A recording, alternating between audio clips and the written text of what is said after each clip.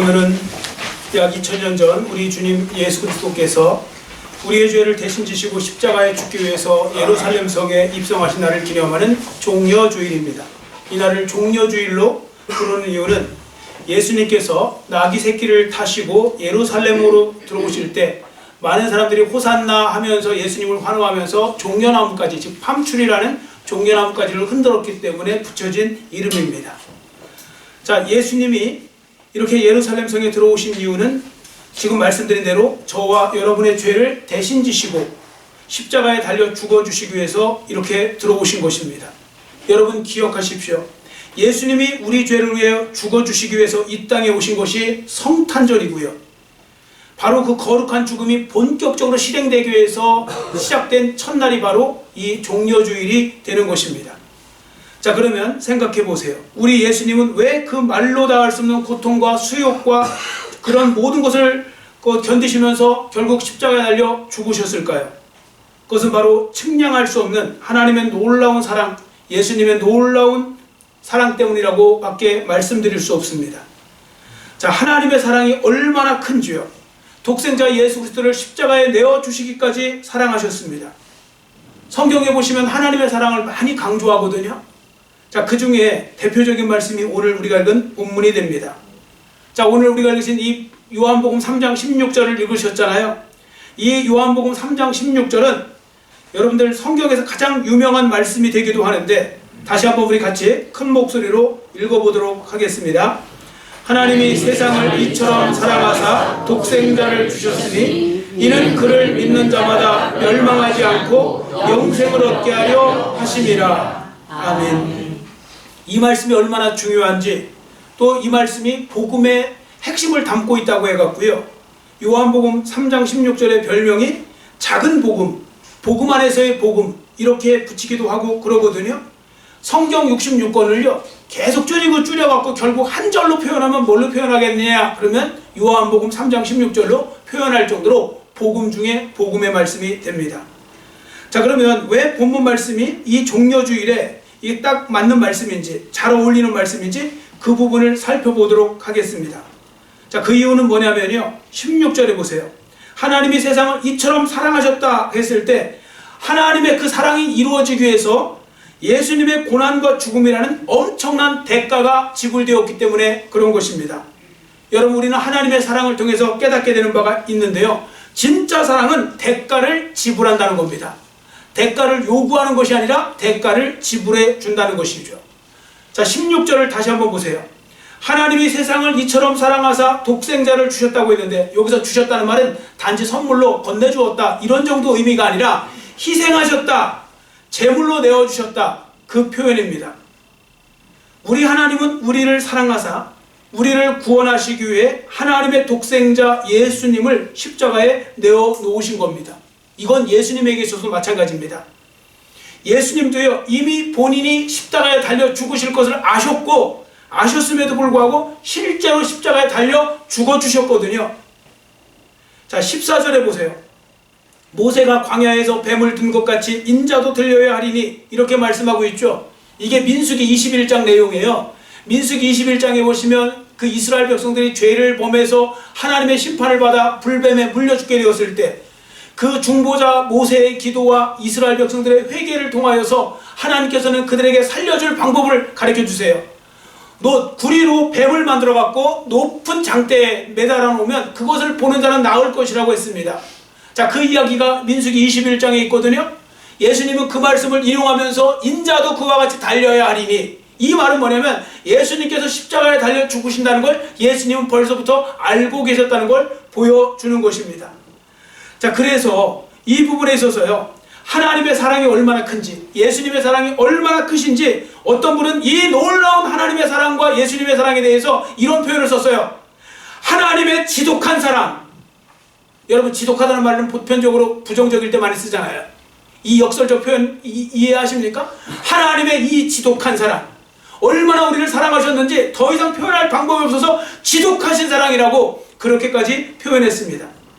자, 그러면 왜 이제부터 하나님의 사랑과 예수님의 사랑을 지독한 사랑이라고 하는지, 그리고 오늘 설교 제목처럼 하나님이 이처럼 사랑하셨다고 했는데 도대체 이처럼은 어떤 의미인지, 그 부분을 예수님이 당하신 고난과 고통과 죽음의 자리까지 우리가 그 중심으로 살펴보도록 하겠습니다.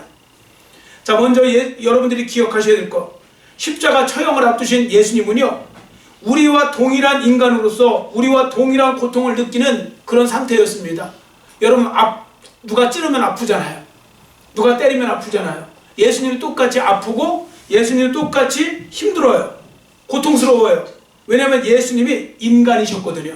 인간으로서의 그때 지금 십자가에 달려 죽으시는 거니까요. 그러니까 예수님이 인간의 모양으로 오셨다는 것은 인간이 되어 오셨다는 의미예요. 그래서 인간의 고통을 다 느끼세요. 그래서 십자가를 앞두신 예수님이 여러분들 초긴장 상태에 있었다는 거 아세요? 어떤 분은 이렇게 말하면, 아니 어떻게 그렇게 말씀하실 수 있습니까? 예수님이 뭐가 그렇게 또 초긴장 상태에 있겠습니까? 성경에 그렇게 쓰여 있어요. 자, 겟세마네 동산에서 예수님이 뭐라고 하셨는지 제자들에게 앞에 보시고 마태복음 26장 38절 같이 읽겠습니다. 이에 말씀하시되 내 마음이 매우 고민하여 죽게 되었으니 너희는 여기 머물러 나와 함께 깨어 있으라 하시고. 아멘. 자, 보세요. 예수님께서 본인의 마음이 매우 고민되었는데, 그것도 매우 고민되었대요. 여러분, 고민될 때 있잖아요. 예수님이 십자가를 앞두고 고민하셨다는 거, 이걸 여러분들이 잘 보세요. 인간 예수님을 보여주는 거예요. 예수님이 그만큼 고통스러우셨던 거예요. 극도의 스트레스 속에, 극도의 그런 긴장감 속에 있었던 거죠. 자, 또 다른 증거를 우리가 볼 수 있어요. 앞에 보시고 누가복음 22장 44절 같이 읽습니다.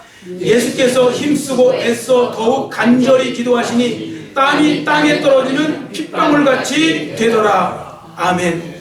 땀이 땅에 떨어지는 핏방울 같다. 여기에는 여러 가지 해석이 있거든요. 그 중에 하나를 뭘로 해석하느냐? 혈안증으로 해석해요. 여러분, 혈안증은 뭐냐면 너무 공포심이 크거나 너무 극도의 스트레스를 받았을 때 모세혈관이 터져갖고요, 땀샘으로 그 피가 같이 나오는 거, 그게 혈안증이거든요. 예수님이 그런 식의 어떤 경험을 했을 거라고 보기도 하고 그렇습니다. 여러분, 사람이 모르고 갑자기 죽는 건 죽을 수 있어요. 갑자기 죽는 건 죽잖아요. 누가 총을 쐈는데 갑자기 죽어요. 이건 누구나 할 수 있어요. 근데 죽을 걸 알고 있어요. 내가 십자가에 그것도 달려 죽어요. 그 끔찍한. 그걸 알고서 그 전날 밤에 겟세마네 동산에서 예수님을 생각해보면 예수님이 진짜 그 어떤 인간적 고뇌가 거기에 들어있는 거죠. 그런데 오히려 이 인간적 고뇌 때문에 제가 더 감동하는 이유가 있어요. 사람은요, 이렇게 고민되고 자기가 죽을 것 같으면 안 해요. 안 죽어요. 도망가지. 근데 예수님은 뻔히 아시는데도 그 모든 고난과 고통, 그 번민을 다 내려놓으시고, 고민을 내려놓으시고 십자가에 친히 달려 죽어주셨다는 거죠. 이게 진짜 사랑인 거죠. 많은 사람들 사랑하면서 달라고 하는 게 사랑인 줄 알아요. 당신이 나를 사랑하면 달라고. 사랑은 주는 거예요. 제가 사랑은 대가라고 하는 표현이 거기에 지금 말씀을 드린 겁니다. 예수님이 인간으로서 죽으셨다는 거 기꺼이 내어놓으시고, 그래서 사내들인 공회와 빌라도 총독에게 가장 불의한 재판을 받으시고 드디어 채찍질과 십자가형에 놓이게 되십니다. 자, 앞에 보시고 마태복음 27장 26절 같이 읽겠습니다. 이에 바라바는 그들에게 놓아주고 예수는 채찍질하고 십자가에 못 박히게 넘겨주니라. 아멘. 여러분, 오늘 종료주일을 맞이하여서 말씀을 드립니다. 우리가 매년 종료주일 고난주간을 지키니까 너무나 이제 무감각해져 갖고 예수님이 고난당하시고 고통당하셨다는 거, 이게 그냥 어떻게 보면 되게 익숙한 종교 용어처럼 들려갖고 별것 아닌 것처럼 그냥 넘어가지는 않습니까? 저도 어느 순간에 보니까 그런 것 같아요. 이게 너무 무덤덤해진 거예요. 뭐 예수님 고난당하고 죽었다고 뭐가 어쩌라고요, 뭐 이런 태도예요, 많은 성도들이. 여러분, 기억하셔야 됩니다. 성경에 말씀된 예수님의 고통과 죽음은 2000년 전에 이스라엘 예루살렘 한복판에서 실제적으로 일어났던 역사적 사건이 되는 것입니다. 끔찍한 사건이죠. 자, 그 부분을 오늘 중심으로 해서 어떻게 예수님이 고난을 당하셨는지 육체적 고난을 중심으로 오늘은 말씀을 드리겠습니다. 자, 먼저 예수님이 맞으신 채찍질을 보면요, 로마 사람들 진짜 잔인해요. 제가 봐도 옛날 사람들이 보편적으로 또 잔인한 게 또 그런 게 있어요. 그 중에 하나가 뭐냐면요, 플라그룸이라는 채찍을 썼는데, 플라그룸이라는 채찍은요 가죽으로 만드는데 그 끝에 뭐가 달려있냐면 뼈 조각, 납 조각이 달려있어요. 그래서 그걸로 내리치면요, 한번 휘두를 때마다 살점 떨어져 나가는 건 기본이고요, 제대로 잘못 맞잖아요, 뼈까지 드러났다는 거예요. 그 채찍에. 이게 사람들입니까? 같은 사람이 같은 사람 어떻게 그렇게 할 수가 있습니까? 그런데 그렇게 했대요. 유명한 역사가 유세비우스라고 있어요. 기독교 역사가. 그분이 교회사에 예수님 시대의 채찍질을 이렇게 표현했어요. 채찍질 당한 사람의 정맥이 드러나고 근육과 근막, 심지어 내장의 일부까지 보였다. 채찍질 잘못 맞으면 내장이 튀어나오는 그런 일이 벌어지는 그 끔찍한 일을 예수님이 당하신 거죠. 1950년대 의학자였던 피에르 바벳이라는 분이 이렇게 말했어요. 당시에 채찍질 당하신 예수님은 그 채찍질만으로도 이미 쇼크사 상태에 있었을 거라고.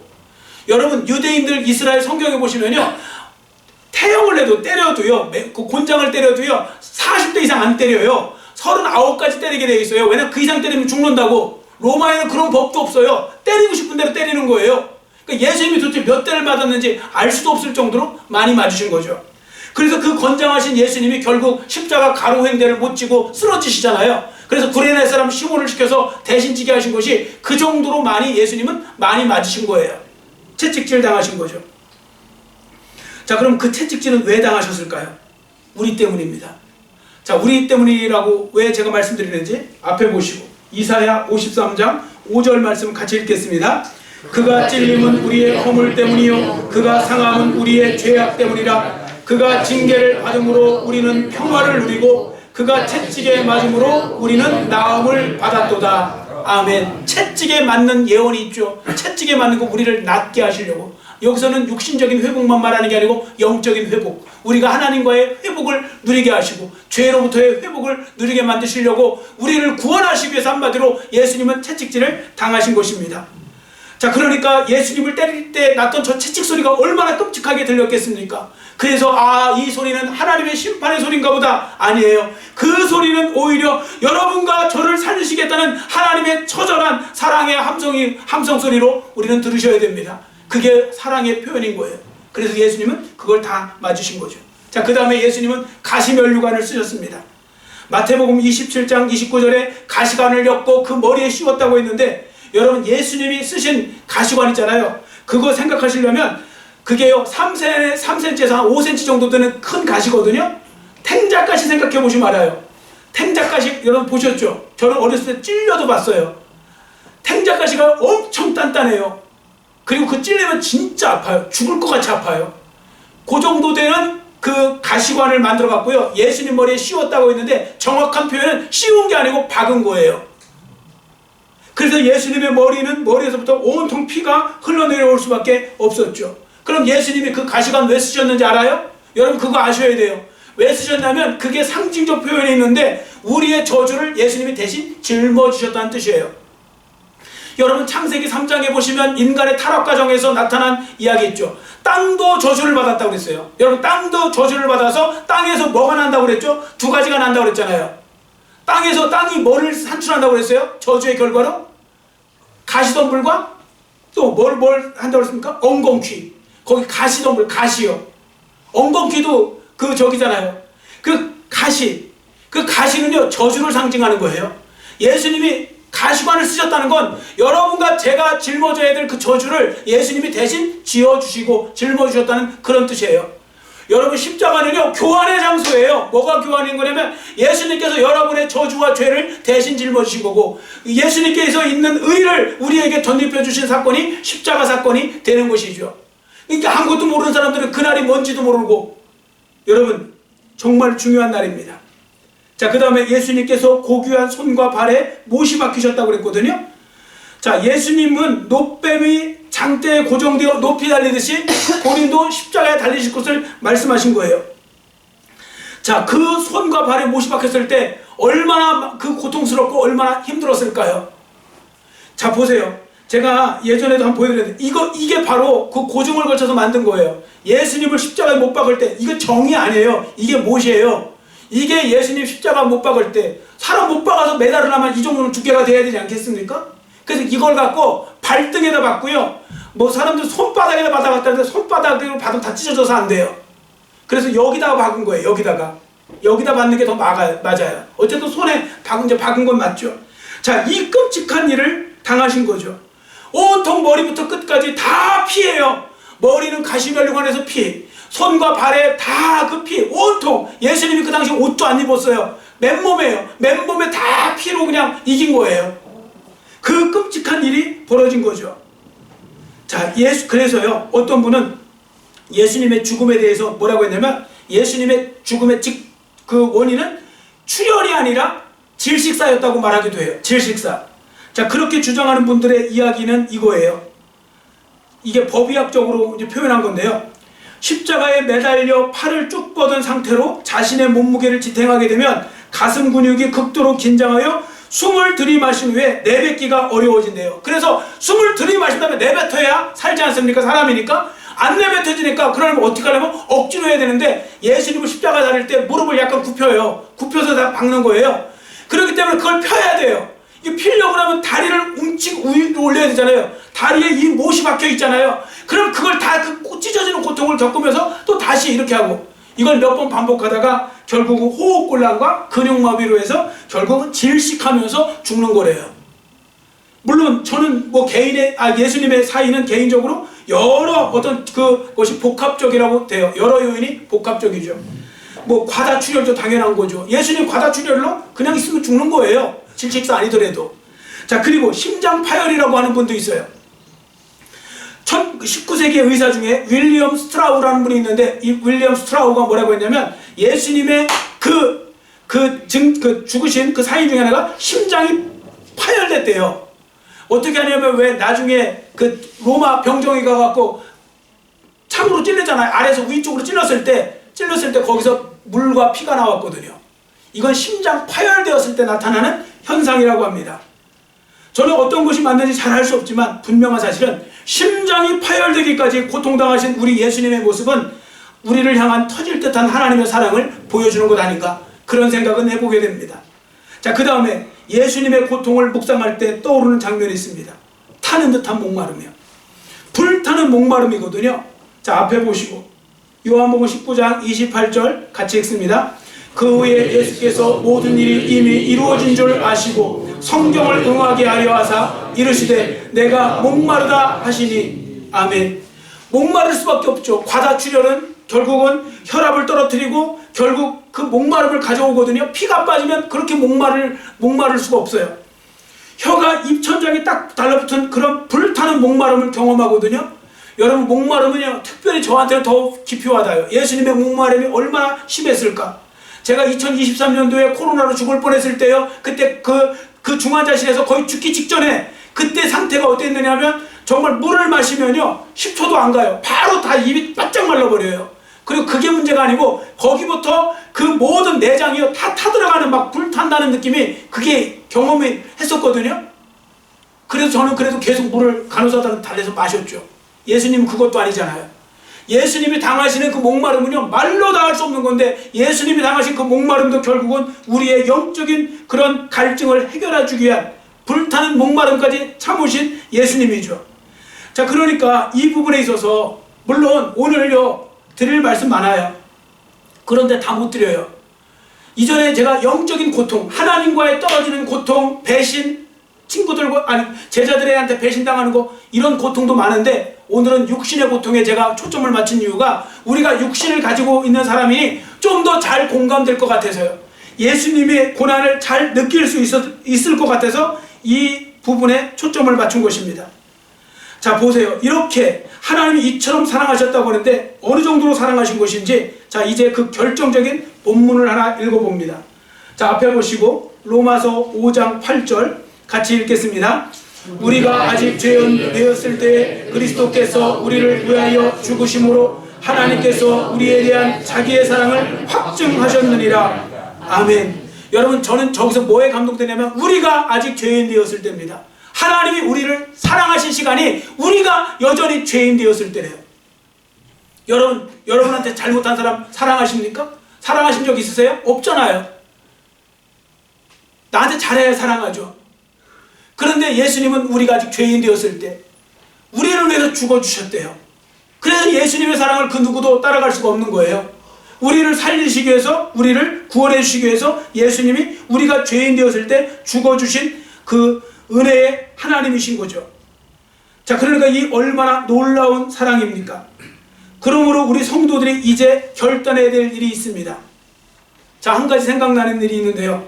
1941년 7월 말경에 있었던 일입니다. 폴란드 아우슈비츠 수용소 있죠. 그 끔찍한 수용소에서 유대인 600만 명 왜 죽었을 때, 그때 그곳을 담당했던 어떠한 파트에서요, 죄수도 아니죠. 포로 한 명이 도망가요. 도망가니까 열이 받은 그 지휘관이 그 시범 케이스로 꼼짝 못하게 더 이상 이런 일이 생겨나지 않도록 10명을 죄수를 뽑아서요, 아사형 감옥에다 집어넣어요. 아사형은 뭐냐면 굶어 죽게 하는 감옥이에요. 굶어 죽게. 그 10명 중에 누가 뽑혔냐면 프란체스코 가이오닉책이라는 분이 뽑혔어요. 자, 이분이 정말 자기가 죽으려고 하니까 너무너무 지금 막 못 죽겠는 거예요. 아내와 자식들 다 있는데 내가 살아야 됩니다. 막 울부짖으며 살려달라고 막 그랬어요. 그랬더니 그때 죄수번호 16670번 막시밀리안 콜베 신부님이 와요. 그리고 말합니다. 그 당시에 나치 수용소 소장이었던 프리치에게, 저 사람 대신 내가 죽겠습니다. 나는 처자식이 없는 신부입니다. 저로 하여금 대신 죽게 해달라고 그래요. 그래서 이 요청이 정말로 받아들여져요. 그리고 콜베 신부는 지하 아사 감옥에 들어가서 그 2주간 기도와 찬송 부르다가 1941년 8월 14일 날 세상을 떠나요. 그리고 그때 기적적으로 살아남은 이 가이오닉 책은 94살까지 사시면서 온 세상을 돌아다니면서 하나님의 사랑과 그 사랑을 보여준 신부님의 사랑을 전하면서 살아요. 자, 그분이 이분이에요. 그래서 영상으로도 만들어진 거 있어요. 아우슈비츠 수용소 사랑의 순교자 막시밀리안 콜베 신부. 저분이 대신 죽어주신 거예요. 여러분 어떠십니까? 이분이 이렇게 신부님의 사랑을 전하러 다니는 거 이상하지 않잖아요. 왜요? 여러분도 그랬을 수 있어요. 자기의 생명을 누가 아깝지 않은 사람이 어디 있습니까? 근데 기꺼이 내어놓았죠. 정말로 이 놀라운 사랑을 입은 그분은 자연스럽게 이렇게 전도하러 다니고 또 간증하러 다닐 수밖에 없었던 거죠. 그러면 여러분 잘 생각해 보세요. 오늘 우리는요, 콜베 신부가 아무리 훌륭하셔도 저분은 사람입니다. 사람이 사람을 위해서 죽었는데도 그렇게 평생을 전하러 다녔어요. 오늘 나를 위해서 하나님이 대신 죽어주신 거잖아요. 예수님이 나를 위해 대신 죽어주셨으면 우리도 전도하러 다니고 우리가 열심히 자랑하고 그렇게 해야 되지 않아요? 그게 마땅한 거 아니에요? 그런데 그것에 대해서 그 마땅한 일을 하지 않죠. 오히려 많은 성도들은요, 종려주일, 고난주일 맞이해도요, 주님이 베풀어주신 이 놀라운 사랑을 외면해버려요. 여러분 그거 아세요? 다른 건 몰라도 여러분 오늘 같은 날은 예배 나오셔갖고 예배 드리셔야죠. 다음 주 부활절도 예배 드리셔야죠. 왜요? 오늘 나를 위해서 죽어주신 날이잖아요. 그걸 기념하는 날이잖아요. 다음 주 나를 위해서 살아주신 날이잖아요. 그날도 아니고 이 날도 아니고, 그럼 그분이 어떻게 하나님을 사랑한다고 할 수 있고 어떻게 예수님을 사랑한다고 할 수 있겠습니까? 엉터리인 거죠 다. 그러니까 그런 부분들 속에서 우리도요 정말 이 부분을 잘 말씀을 새겨볼 필요가 있습니다. 설교의 황제라고 불렸던 찰스 스펄전 목사님이 어린 시절 경험한 이야기를 해요. 자기가 어머니 무릎이 어느 날 자꾸 무릎을 베고 자면 무릎이 너무 딱딱한 거예요. 그래서 무릎을 보고 그랬대요. 뭐라고 했냐면, 아니 엄마 무릎은 왜 이렇게 흉측하냐고 그랬대요. 그랬더니 엄마가 웃으면서 하는 말이, 얘야 이거 내가 하나님 앞에서 바르게 자라기를 기도하기 위해서 매일 밤 차가운 바닥에서 무릎 꿇고 기도해서 그런 거야 그랬대요. 그 말이 그렇게 좋았대요. 그리고 나중에 정말 유명한 설교자가 되고 목회자가 되었죠. 스펄전 목사님. 그분이 나중에 뭐라고 했냐면, 하나님이 내게 주신 이 능력은 내가 잘나서가 아니라 내 어머니의 그 딱딱한 무릎 흉터에서 나온 겁니다 그랬대요. 여러분 그 부분에 있어서 보세요. 예수님도요, 그 스펄전 목사님이 어머니의 그 무릎을 어떻게 보면 흉터, 그 흉터를 뭐라고 하냐면 흔적, 나를 사랑한 흔적이라는 표현을 썼거든요. 예수님도 우리를 위해서 흔적을 갖고 계시죠. 예수님의 등 쪽에 그 많은 그 채찍질을 당한 흔적, 머리에 가시관의 흔적, 손과 발에 대못에 박힌 흔적, 흉터가 있습니다. 자, 그러면 우리도 그 흔적을 좀 하나쯤은 좀 가져봐야 되지 않겠습니까? 자, 갈라디아서 6장 17절에 사도 바울이 이렇게 말했어요. 내가 내 몸에 예수의 흔적을 지니고 있노라. 여러분 예수님의 어떤 흔적을 뭐 갖고 있는 거 있습니까? 나중에 주님 앞에 이게 예수님 사랑한 흔적입니다. 뭐 혹시 있으세요? 물론 꼭 육신적 흔적만 이야기하는 건 아니에요. 여러 가지 흔적이 있을 수 있어요. 예를 들어 저도 그런 경우가 있었어요. 제가 이제 청년 때, 제가 지금도 이렇게 하나님의 복을 받고 은혜를 받고 사는 건 진짜 제가 청년 때 하나님 사랑했던 그걸 하나님 보신 것 같아요. 제가 청년 때요, 그 교회에서 이제 집이 멀어요. 집에서 교회까지 2시간 걸려요. 차를 버스를 2번 갈아타고 30분 걸어 나오고 뭐 이렇게 하다 보면 2시간 걸리니까. 근데 제가 새벽 예배가 너무 드리고 싶은 거예요. 어떻게 할 방법이 없어갖고 교회에서 잠을 자기 시작했어요. 일주일에 3번은 잠자고 대학교를 갔어요. 대학 다닐 때요. 그때 예수 믿었고 그랬으니까요. 그랬을 때 그때 제가 1월 14일인가 언제 그때쯤인데요. 엄청 추웠어요. 그날 자다가 발이 삐져나온 거예요. 여러분 지금 누워있는 거기서 그 앉아계신 거기서 누워서 잠을 잔 거예요. 그 당시 개척교회 목사님이라요. 정말 돈 아까워서 절대 난방 못 틀게 했어요. 그냥 자는 거예요. 막 모자 눌러쓰고 자고 그랬는데 어떻게 발이 빠져나왔는데 그 발끝이 이제 동상이 걸려버렸어요. 그래서 제가 그 다음부터는 그 발에다가 장갑을 끼고 잤어요. 장갑을 끼고 일주일에 3일씩 잤어요. 교회에서. 그리고서 그 나갔고 너무너무 하나님이 좋고 너무너무 좋아서 제가 목회 길도 온 거예요. 근데 지금 생각해보면 지금 목사라 하더라도 그때만큼 순수하지 않고 그때마다 더 사랑하지 않았던 것 같아요. 정말 그렇게 하니까 하나님께서 정말 저에게 복을 주셨어요. 근데 저는요, 그 동상 걸린 거 부끄럽지 않아요. 그게 주님을 위한 흔적 아니에요. 주님을 사랑하는 흔적. 여러분, 주님을 사랑하는 흔적이 뭐가 있습니까? 몸으로 있으세요? 시간으로 있으세요? 물질로 있으세요? 뭐 주님을 사랑하는 흔적. 나중에 그거 하나쯤은 입고 가야 될 거 아닙니까? 맨날 그냥 뭐 받기만 하다 갈 거예요? 우리도 주님을 향해서 흔적 좀 하나 남기고 갔으면 좋겠고요. 사도 바울이 내가 내 몸에 예수의 흔적을 갖노라 했는데, 여러분 자식을 사랑하면 이렇게 말하잖아요. 저도 많이 들었어요. 어머니들이, 제 아버지들이, 목사님 보세요. 이 못이 다 우리 자녀 키우려고 내가 이렇게 해서 5자녀 잘 키웠습니다. 저는 그 말 들으면 너무 감동돼요. 왜? 자녀를 사랑하니까 흔적을 남긴 거잖아요. 예수님을 위한 흔적은요. 그래서 오늘 우리가 이 오늘 종려주의를 맞이하여서 다시 한번 마음을 잘 새기시고요. 이 말씀을 기억하시면서 여러분들도 주님을 위해서 이제 더 안 늦었습니다. 살아있다는 건 기회가 있다는 거예요.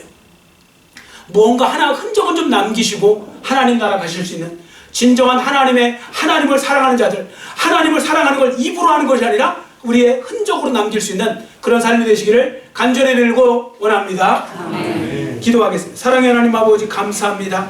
오늘 말씀을 통하여, 특히 종려주일 말씀을 통하여서 이렇게 예수님이 당하신 고난과 고통과 이 모든 것들을 생각해 봅니다.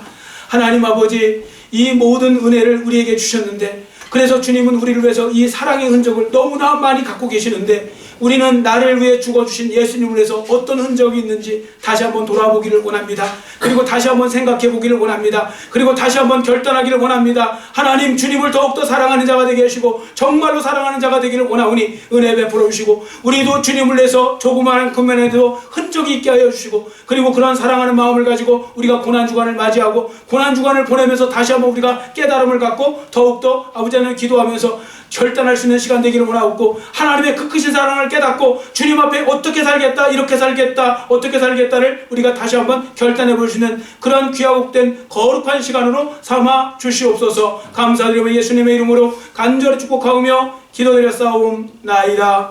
아멘.